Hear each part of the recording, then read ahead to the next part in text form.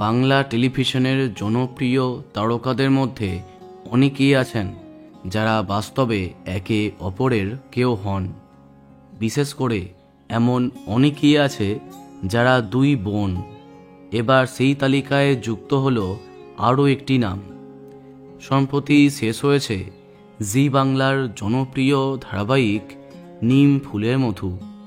শেষ দিন অবধি গল্পের প্রধান খলনায়িকা হয়েছিল ঈশা, আর এই চরিত্রের মাধ্যমে প্রভূত জনপ্রিয়তা পেয়েছেন ঈশা চরিত্রাভিনেত্রী তনয়া মুখার্জি।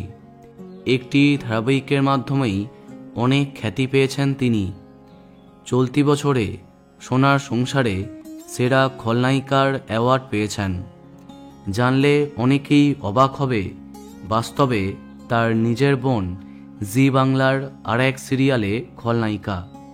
হ্যাঁ, বর্তমানে সবার আগে আছে পরিণীতা, আর এই ধারাবাহিকে অন্যতম খল চরিত্রে দেখা যাচ্ছে টেলি অভিনেত্রী শ্রীতমা মুখার্জিকে। রায়ান এবং পারুলের সম্পর্ক ভাঙতে শিরিনকে সাহায্য করছে এই চরিত্র।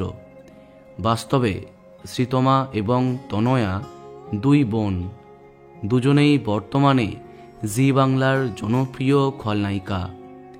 এটা কি তোমরা জানতে, নাকি এখনই জানতে পারলে? কমেন্টে জানিও। এই রকমই আরও অনেক ভিডিও পেতে সাবস্ক্রাইব কারেন্ট পজ।